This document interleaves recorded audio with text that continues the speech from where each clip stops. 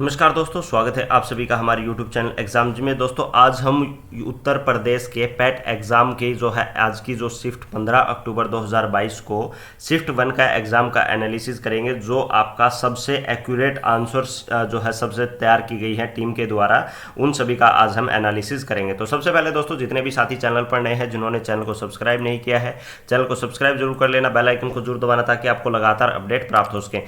शुरू करते हैं दोस्तों आज के पहले क्वेश्चन से, यानी निम्नलिखित में से कौन सा वह व्यक्ति जिसका नाम देवानाम में प्रिय प्रियदसी भी था। तो किसका नाम था दोस्तों? ये आपका मौर्य सम्राट अशोक, किसका? मौर्य सम्राट अशोक का था। ठीक है, इसके बाद अगला क्वेश्चन आपका आता है यहाँ पर, दांडी नमक यात्रा के दौरान निम्नलिखित में से किस सामाजिक कार्यकर्ता ने गांधी जी को आंदोलन को केवल पुरुषों तक सीमित न रखने के लिए राजी किया? तो किसके द्वारा दोस्तों? ये आपका आंसर हो जाएगा कमला देवी चट्टोपाध्याय के द्वारा। अगला क्वेश्चन आपका आता है, संगमरमर पर पियत्रा डूरा या फिर रंगीन पत्थर की जड़ाई का काम खालिस्तान के समय बहुत लोकप्रिय हुआ। तो किसके में? अकबर, इनमें से कोई नहीं, शाहजहां, औरंगजेब। तो इसका सही आंसर क्या रहेगा आपका? शाहजहां जो इसका सही आंसर रहेगा। अगला क्वेश्चन आपका आता है, जब ईस्ट इंडिया कंपनी की स्थापना हुई तब भारत पर निम्नलिखित में से किसका शासन था? तो किसका था दोस्तों? गुप्त सम्राट, मौर्य सम्राट, शुंग सम्राट या फिर मुगल सम्राट। तो इसका जो सही आंसर क्या रहेगा आपका? मुगल सम्राट जो है इसका आपका सही आंसर रहेगा। ठीक है, अगला क्वेश्चन आता है दोस्तों, इसमें से निम्नलिखित में से किस युग में तांबे का पहली बार उपयोग किया गया था? तो मध्य पाषाण युग, ताम्र पाषाण युग, नवपाषाण, पुरा पाषाण। तो इसका जो सही आंसर रहेगा वो आपका ताम्र पाषाण जो युग सही आंसर रहेगा। अगला क्वेश्चन आपका आता है यहाँ पर, निम्नलिखित में से किस स्थान पर प्रथम बौद्ध संगीति का आयोजन किया गया? कश्मीर, गया, पाटलिपुत्र, राजगीर। तो कहा इसका जो 29 का जो सही आंसर क्या रहेगा? वो आपका राजगीर यानी प्रथम बौद्ध संगीति का आयोजन किया गया। अगला क्वेश्चन आपका आता है दोस्तों, भूदान ग्रामदान आंदोलन निम्न में से किसके द्वारा शुरू किया गया था? तो विनोबा भावे, आचार्य कृपलानी, एम के गांधी, जयप्रकाश नारायण। तो 32 का अगर हम बात करें सही आंसर क्या रहेगा? विनोबा भावे जो है इसका सही आंसर रहेगा। अगला क्वेश्चन आता है दोस्तों, प्रसिद्ध युद्ध का नारा चलो दिल्ली किसके द्वारा दिया गया? लाला लाजपत राय, चंद्रशेखर आजाद, सुभाष चंद्र बोस, भगत सिंह। 33 के अगर हम बात करें तो इसका जो सही आंसर रहेगा वो आपका सुभाष चंद्र बोस। ठीक है, अगला क्वेश्चन आपका आता है दोस्तों, भारत मानक समय ग्रीनविच समय खालिस्तान आगे है। तो कितने घंटे आगे है दोस्तों? ये आपका 5.5 घंटे आगे है। डी जो है बिल्कुल सही आंसर रहेगा। ये जो इसमें जो एक क्वेश्चन पूछे जा रहे हैं, एक तो ये नारो वाला, एक ये जीएमटी वाला, इसके जो है हम डेली जो हमारे टेलीग्राम चैनल पर जो भी जुड़ा हुआ है उनको डेली स्टडी मटेरियल देते हैं, उनसे ये दोनों क्वेश्चन आए हुए हैं, 33 भी और 36 भी। ठीक है, और प्रथम बौद्ध संगति वाला भी, बौद्ध के भी हम काफी बार क्वेश्चन डाल चुके हैं वो भी। ठीक है, अगला क्वेश्चन आता है दोस्तों, राष्ट्रवाद की पहली स्पष्ट अभिव्यक्ति निम्नलिखित में से किस क्रांति से हुई? औद्योगिक क्रांति थी, फ्रांसीसी क्रांति, अमेरिकी क्रांति, रूसी क्रांति। तो इसका जो सही आंसर रहेगा वो आपका फ्रांसीसी क्रांति रहेगा। अगला क्वेश्चन आता है दोस्तों, निम्नलिखित में से कौन जनसंख्या वितरण को प्रभावित करने वाला आर्थिक कारक नहीं है? शहरीकरण, खनिज, पानी की उपलब्धता, औद्योगिकरण। तो क्या होगा? पानी की उपलब्धता। 37 का जो है बी आपका सही आंसर रहेगा। बाकी जो आपका जो है जनसंख्या का प्रभाव वितरण को प्रभावित करता है, कौन सा? शहरीकरण, खनिज और उद्योगीकरण यानी इंडस्ट्रियल जो है आपका रहेगा। ठीक है, अगला क्वेश्चन आता है दोस्तों, सरकार के निम्नलिखित में से किस अधिनियम के कारण बंबई में सिंध प्रांत का निर्माण हुआ? तो कौन से अधिनियम के कारण दोस्तों? भारत सरकार अधिनियम 1935 के कारण। अगला क्वेश्चन आता है दोस्तों, निम्नलिखित में से भारत में अक्टूबर की गर्मी का मुख्य कारण क्या है? तो क्या है दोस्तों? अगर बात की जाए इसका जो सही आंसर रहेगा ये आपका रहेगा उच्च आर्द्रता से जुड़ा उच्च तापमान जो है इसका सही आंसर रहेगा। अगला क्वेश्चन आता है दोस्तों, किसी भी विकासशील अर्थव्यवस्था के प्रारंभिक चरणों में अधिकांश गतिविधियां खालिस्तान क्षेत्र से संबंधित होती है? द्वितीयक, प्राथमिक, सूचना प्रौद्योगिकी या फिर तृतीयक यानी प्राइमरी, सेकेंडरी, इंफॉर्मेशन टेक्नोलॉजी या फिर टेरिटरी। तो इसका जो सही आंसर रहेगा वो आपका क्या रहेगा दोस्तों? प्राथमिक यानी अगर बात की जाए प्राइमरी जो है आपकी जो है ये क्षेत्र रहेगा, प्राइमरी सेक्टर जो है इसका मेन आंसर रहेगा। अगला क्वेश्चन आता है दोस्तों, भारत की संघ कार्यकारिणी में निम्न में से कौन जो है ये शामिल नहीं है? तो कौन शामिल नहीं है दोस्तों? राष्ट्रपति, उपराष्ट्रपति, राज्यों के मुख्यमंत्री और ये जो है प्रधानमंत्री। तो 44 का अगर हम बात करें तो इसका सही आंसर क्या रहेगा? राज्यों के मुख्यमंत्री। अभी तक जिन्होंने चैनल को सब्सक्राइब नहीं किया दोस्तों, चैनल को सब्सक्राइब कर लीजिए, बेल आइकन को जरूर दबाना ताकि आपको लगातार सभी एग्जाम की, सभी स्टेट के एग्जाम की एनालिसिस की वीडियो प्राप्त हो सके। दूसरा दोस्तों, अभी तक जिन्होंने टेलीग्राम चैनल ज्वाइन नहीं किया, टेलीग्राम चैनल जरूर ज्वाइन कर लीजिए, क्योंकि वहां पर सबसे पहले एग्जाम का पेपर वगैरह, एनालिसिस वगैरह, डेली करंट अफेयर, डेली जो है मॉक टेस्ट टेस्ट वहां पर आपको फ्री ऑफ कॉस्ट मिलते रहेंगे। ठीक है, अगला क्वेश्चन आता है दोस्तों, निम्न में से कौन सा हरित क्रांति की रणनीति का हिस्सा था? रासायनिक उर्वरक और कीटनाशक, यह सभी उच्च उपज देने वाली किस्मों के बीज और सिंचाई। 41 का अगर हम बात करें तो क्या रहेगा? उपरोक्त सभी जो है ये सही आंसर रहेगा। अगला क्वेश्चन आता है इसमें आपका, इनमें से कौन एक वाणिज्य बैंक नहीं है? एचएसबी, सिडबी, भारतीय स्टेट बैंक या फिर आपका यहां पर आ गया आईसीआईसी बैंक। तो इसका जो सही आंसर रहेगा वो आपका 45 का बी जो सही आंसर रहेगा, सिडबी। ठीक है, किस नदी को बिहार का शोक कहा जाता है? तो ये आपको कोसी नदी को बिहार का शोक कहा जाता है। भारत की पंचवर्षीय योजना को अंतिम स्वीकृति निम्नलिखित में से किसके द्वारा दी गई है? उपराष्ट्रपति के द्वारा, वित्त मंत्रालय, वित्त सचिव या फिर राष्ट्रीय विकास परिषद। तो इसका जो सही आंसर रहेगा वो आपका नेशनल डेवलपमेंट काउंसिल यानी राष्ट्रीय विकास परिषद के द्वारा। अगला क्वेश्चन आता है दोस्तों, निम्न में से कौन सा सार्वजनिक क्षेत्र को उपक्रम संसद के तहत, ठीक है, किसके दोस्तों? उपक्रम जो है ये एक संसद के तहत एक विशेष कानून पारित करके स्थापित किया गया है। तो 46 की अगर हम बात करें सही आंसर क्या रहेगा? वैधानिक निगम जो है इसका आपका सही आंसर रहेगा। ठीक है, अगला क्वेश्चन आता है दोस्तों, निम्न में से किसी केंद्र शासित प्रदेश में उच्च न्यायालय स्थापित करने का अधिकार है? तो किसको? सर्वोच्च न्यायालय, इनमें से कोई नहीं, संसद और राष्ट्रपति।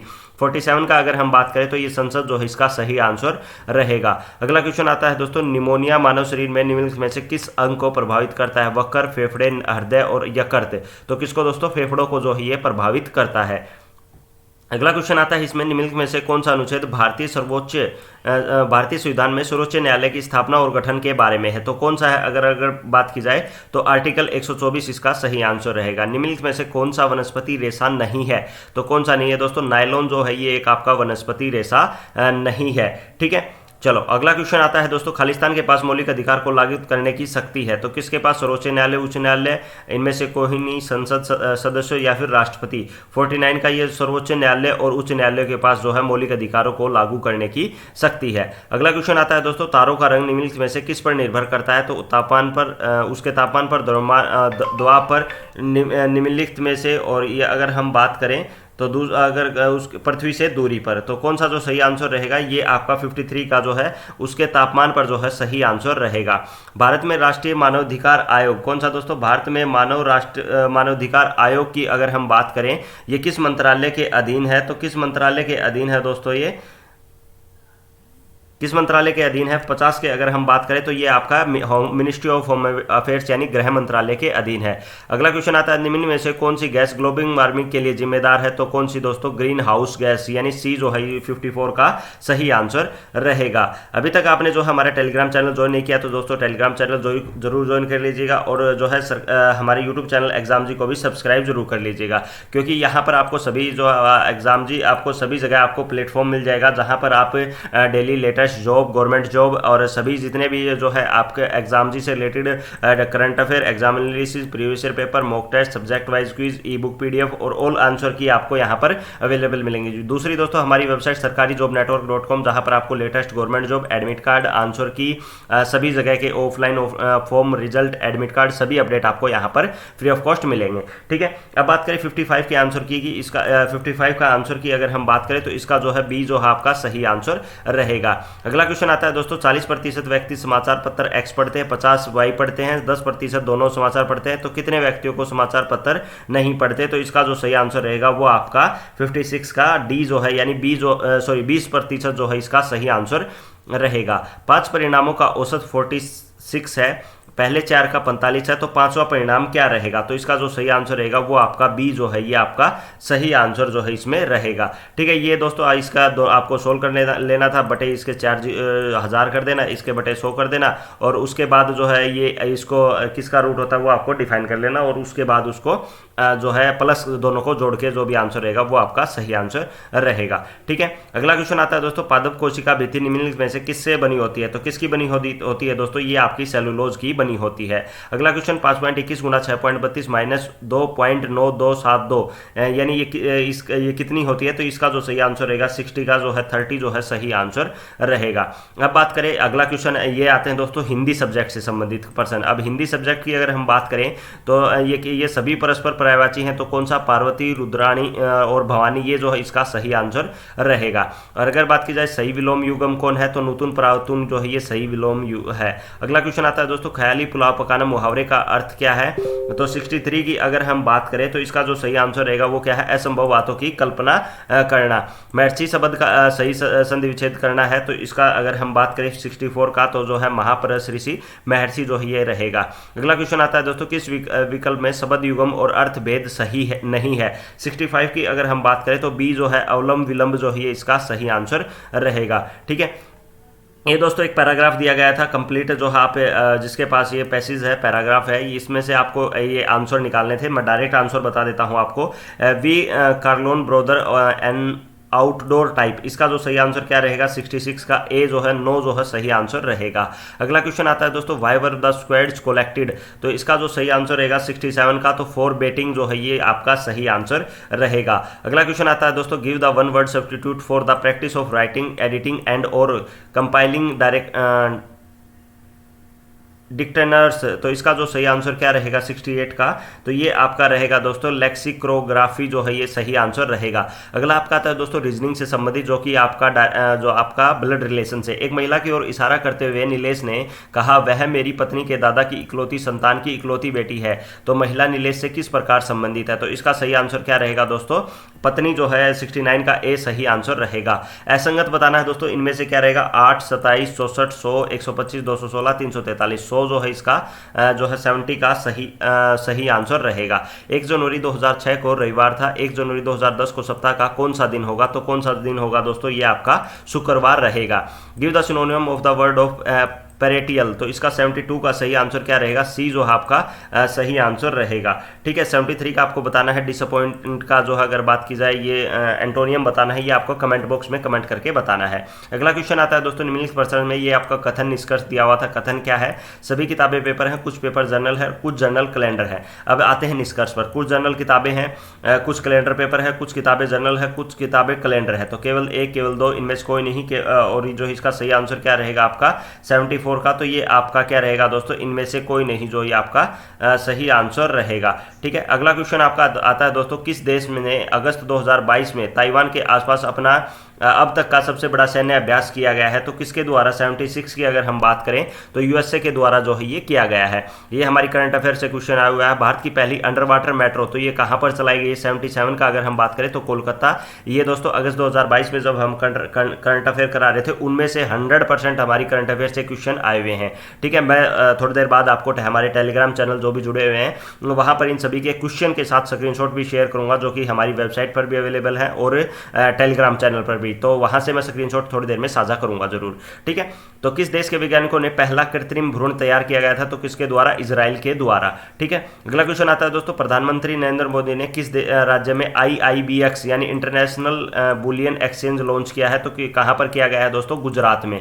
ठीक है, अगला क्वेश्चन आता है दोस्तों, आजादी का अमृत महोत्सव बढ़े चलो अभियान किस मंत्रालय के द्वारा शुरू किया गया है? तो ये आपका संस्कृति मंत्रालय के द्वारा। निम्न में से कौन सा राज्य भारत का पहला हर जल प्रमाणित राज्य है? तो ये आपका गोवा। ये भी करंट अफेयर हमारी में से आया हुआ है और ये भी, ये दोनों क्वेश्चन हमारी करंट अफेयर से आया हुआ है, जिसकी जो है डेली हम सुबह 7 से 8 बजे के बीच में आपके क्लासेज यानी PDF के जो हमारी वेबसाइट पर भी अवेलेबल होती है और PDF के तौर पर भी हमें अवेलेबल कराते हैं। ठीक है, अगला क्वेश्चन आता है दोस्तों, निम्नलिखित में से कौन सा भारत का पड़ोसी नहीं है? तो UAE जो है भारत का पड़ोसी नहीं है। निम्नलिखित भारतीय सेना में जुलाई 2022 में एक अखिल भारतीय उपग्रह संचार अभ्यास कौन सा लॉन्च किया गया था? तो ये स्काईलाइट, ये भी लॉन्च किया गया था। अगला क्वेश्चन आता है दोस्तों, किस IIT ने भारतीय भाषा प्रौद्योगिकी को आगे बढ़ाने के लिए AL4 भारत में नीलीकरण केंद्र की शुरुआत की है? तो किसके द्वारा? IIT मद्रास के द्वारा। आकाश एयर की पहली उड़ान कहां से कहां तक शुरू की गई है? 82 की अगर हम बात करें तो इसका सही आंसर रहेगा मुंबई से अहमदाबाद। अगला क्वेश्चन आता है दोस्तों, किस केंद्रीय मंत्री की अध्यक्षता में चंडीगढ़ में नशीली दवाओं की तस्करी और राष्ट्रीय सुरक्षा पर एक सम्मेलन आयोजित किया गया है? तो किसमें? अमित शाह की जो है ये अध्यक्षता में जो है ये किया गया है। खालिस्तान लोकसभा के पद धारण करने की न्यूनतम आयु कितनी है? 25। ये भी हमारे टेलीग्राम चैनल से आया हुआ है और ये भी और ये इससे ऊपर वाले भी, यानी करंट अफेयर सारे हमारी कराई हुई में से आए हुए हैं। और ये भी अंतर्राष्ट्रीय जैव विविधता दिवस कब बनाया जाता है? तो 22 अप्रैल को। ठीक है, अगला क्वेश्चन आता है दोस्तों, प्रसिद्ध पावर्स ऑफ द माइंड पुस्तक किसके द्वारा लिखी गई है? तो ये आपकी है स्वामी विवेकानंद के द्वारा। UNFCCC का अर्थ निम्न में से क्या है? तो अगर बात की जाए 93 की, तो इसका जो सही आंसर रहेगा United Nation framework convention of climate change, C जो है इसका सही आंसर रहेगा। कौन सा जो है विश्व का सबसे बड़ा नदी द्वीप है, तो कौन सा मांजुली द्वीप जो है सबसे बड़ा है। इसमें अगर बात की जाए हंगरी की राष्ट्रीय मुद्रा क्या है, तो हंगेरियन फोरेट जो है ये राष्ट्रीय मुद्रा है। नौटंकी किस राज्य का लोक नृत्य है, तो ये उत्तर प्रदेश का। और लोक नृत्य से दोस्तों दिल्ली पुलिस में भी काफ़ी एग्जाम आ रहे हैं, और उसमें जब जो है मैंने एग्जाम का एनालिसिस करवा रहा था उसमें मैंने बताया भी था, तो नौटंकी किससे संबंधित है, ये आपका उत्तर प्रदेश से। स्वतंत्रता के बाद भाषा के आधार पर बने भारत के पहले राज्य का नाम बताइए। 91 का अगर हम बात करें तो ये कौन सा, आंध्र प्रदेश, जो कि भाषा के आधार पर पहला बनाया गया था। अंतर्राष्ट्रीय ओलंपिक समिति का मुख्यालय कहाँ पर स्थित है, तो कहाँ पर स्थित है, ये आपका स्विट्जरलैंड में। ओलंपिक से जब भी क्वेश्चन आ रहे थे उसमें डिस्कस किया था हमने कि इसका जो हेडक्वार्टर कहाँ पर स्थित है। ठीक है, अब दोस्तों ये आपका जो है अगर बात की जाए अनुच्छेदों से संबंधित है, यानी एक जो है ये कंप्लीट पैराग्राफ दे रखा है, इसमें आपको आंसर बताना है। साहित्य अपने दायित्वों का निर्वाह किस प्रकार पूरा करता है, तो किस प्रकार पूरा करता है दोस्तों, ये अपने दुष्प्रभाव को सामने लाकर जो है ये पूरा करता है। प्रस्तुत गद्यांश का सर्वाधिक उचित शीर्षक क्या हो सकता है, तो क्या हो सकता है दोस्तों, साहित्य और समाज। अगला क्वेश्चन आता है दोस्तों, साहित्यकार समाज के प्रति अपने उद्देश्य को कैसे परिपूर्ण करता है, तो कैसे परिपूर्ण करता है दोस्तों, यह अपनी कृतियों द्वारा आशा का संचार करता है। साहित्य हमें किस प्रकार से पुरानी पीढ़ियों की जानकारी देता है, तो किस प्रकार देता है दोस्तों, ये अपना राष्ट्र का इतिहास, गरिमा, संस्कृति, सभ्यता, पूर्वजों का अगर बात की जाए विचार, अनुसंधान आदि के द्वारा जो है ये प्रदान करता है। अगला क्वेश्चन आता है दोस्तों, साहित्य केवल समाज का दर्पण क्यों है, क्यों नहीं है, तो क्यों नहीं है दोस्तों, ये क्योंकि साहित्य समाज की प्राचीन परंपराओं से जुड़कर अंधविश्वास जैसे दूसरों को स्वीकार करना सिखाता है। ठीक है, अब आते हैं दोस्तों ये बाकी बचे जो क्वेश्चन हैं इनके बारे में डिस्कस कर लेते हैं। सत्यरूपी परमेश्वर की रतन चिंतामणि का प्राप्त करने के लिए हम क्या कर सकते हैं, तो क्या कर सकते हैं दोस्तों, सत्य की आराधना करें। ठीक है, अगला क्वेश्चन आता है दोस्तों, गद्यांश में चिरस्थायी शब्द का कौन सा विलोम शब्द प्रयुक्त हुआ है, तो इसका अगर हम बात करें 2 का, तो इसका जो सही आंसर रहेगा क्षण भूगण जो है ये इसका भूगर जो है ये सही आंसर रहेगा। सत्य की तलाश कैसे की जानी चाहिए, 3 का जो सही आंसर की बात करें तो श्रद्धापूर्वक अतः विद्यमान सत्य के मार्ग पर आगे बढ़ते हुए जो है ये जो है करनी चाहिए। जिज्ञासु को सत्य व अहिंसा के पथ पर चलते समय संकटों का सामना कैसे करना चाहिए, तो इसका जो 4 का अगर सही आंसर की बात करें तो संकटों को सहते हुए जो है निमित्त नाश किए बिना आगे बढ़ता रहना चाहिए। अगर अगला क्वेश्चन आता है दोस्तों, सत्य और अहिंसा के मार्ग पर 80 की धार पर चलने के समान क्यों बताया गया है, क्योंकि अगर इसका अगर बात की जाए 5 के सही आंसर, क्योंकि सत्य और अहिंसा का मार्ग जितना सीधा है उतना ही तंग है और इस मार्ग पर चलना अत्यंत कठिन है। ठीक है, ये दोस्तों एक तालिका दी गई है, यानी एक टेबल दी गई है, उसके आधार पर इन क्वेश्चनों का आंसर बताना है। ठीक है, क्योंकि ये तालिका दी गई है अलग अलग, ये तो आप डिफाइन कर नहीं सकते, तो इसका आंसर डायरेक्ट में आपको क्वेश्चन आपको आंसर मैच करना, आप डायरेक्ट अपना आंसर मैच कर लीजिए। 2011 में इन सभी मुद्दों पर कुल व्यय 2015 में कुल व्यय का लगभग कितना प्रतिशत थी। ठीक है, 2011 की अगर बात की जाए कुल मदों का और 2015 की किस में दोस्तों, ये आपका एक्सपेंडिचर यानी कुल व्यय में आपको बताना है, तो ये कितना प्रतिशत थी। 6 का अगर हम बात करें तो ये 68.33% जो है इसका सही आंसर रहेगा। अगला क्वेश्चन, इस अवधि के दौरान कंपनी का प्रति वर्ष ब्याज की औसत राशि कितनी चुकानी पड़ती है, तो कितनी चुकानी पड़ती है दोस्तों, 26.66 लाख जो है ये चुकानी पड़ती है। दी गई अवधि के दौरान कंपनी द्वारा भुगतान की गई बोनस की कुल राशि इस अवधि के दौरान भुगतान की गई कुल राशि का कितना प्रतिशत जो है ये होती है, तो कितना प्रतिशत होती है दोस्तों, 0.6%, यानी डी जो है इसका सही आंसर रहेगा। अगला क्वेश्चन आता है दोस्तों, वर्ष 2013 के दौरान इन मदों पर कंपनी का कुल व्यय कितना है, तो कितना है दोस्तों, 738.44 जो है इसका सही आंसर रहेगा। ठीक है, अगला क्वेश्चन आपका आता है दोस्तों, सभी वर्षों के लिए करों का कुल व्यय और सभी वर्षों के लिए ईंधन और परिवहन पर कुल व्यय के अनुपात क्रमशः खालिस्ता कितना है, तो कितना है दोस्तों, ये 109.151 जो है ये आपका रहेगा। अगली भी एक तालिका दी गई यानी एक टेबल दी गई है, इसी के आधार पर जो है जिसमें कार की माइलेज, प्रतिदिन उपयोग किए गए डीजल की मात्रा और 10 दिनों के दौरान कुल दूरी तय करने का ये आपका क्वेश्चन दिया गया है। शुरू करते हैं दोस्तों इसमें आज क्वेश्चन को। अभी तक आपने चैनल को सब्सक्राइब नहीं किया दोस्तों, चैनल को सब्सक्राइब कर लीजिए, बेल आइकन को जरूर दबाना ताकि आपको लगातार अपडेट प्राप्त हो सकें। ठीक है, दिए गए 10 दिनों में दौरान कार मिनी द्वारा उसकी औसत 875 किलोमीटर है, और उसमें दिए गए समय में 10 दिनों के दौरान कार स्विफ्ट की जो अगर बात की जाए 990 किलोमीटर है। तो इसका आपका जो है औसत अनुपात ज्ञात करना है 11 का। तो इसका जो सही आंसर रहेगा वो आपका 7:9 जो है सही आंसर रहेगा। अगला क्वेश्चन आता है दोस्तों, सभी कारों द्वारा 10 दिनों में तय गई कुल दूरी कार ए और कार बी द्वारा 150 किलोमीटर और 300 घंटों में तय करती है, तो कार ए और बी की औसत गति के बीच का अंतर आपको बताना है। तो इसका जो सही आंसर क्या रहेगा, 61 किलोमीटर प्रति घंटा जो इसका सही आंसर रहेगा। अगला क्वेश्चन आता है दोस्तों, 10 दिनों के दौरान टोयांगो और मिनी द्वारा तय की गई कुल दूरी का अनुपात कितना है। तो 15 का अगर हम बात करें तो ये कितना रहेगा दोस्तों, 18:25 जो ये रहेगा।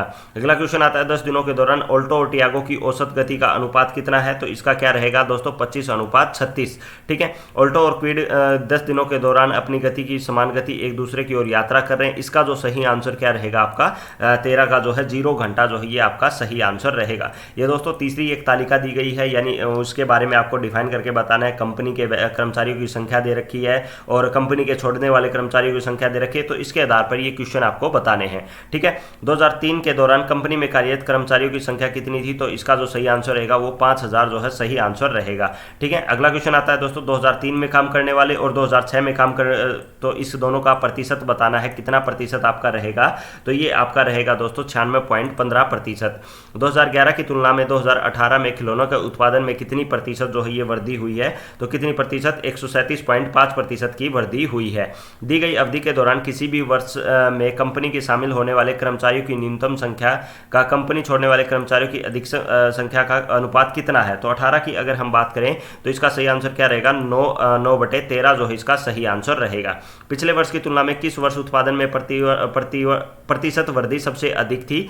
तो 22 का अगर हम बात करें तो किस में, 2012 में।